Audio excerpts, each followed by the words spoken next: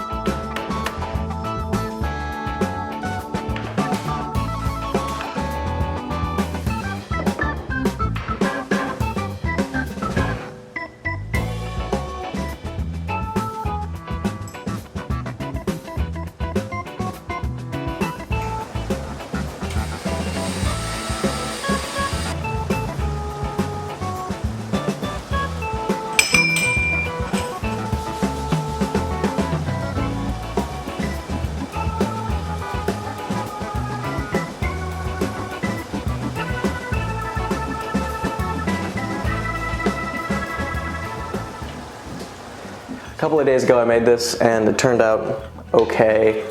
The bell was just not in the right place. I was running out of time that night. I just wanted to get it done, get a quick video of it, send it out.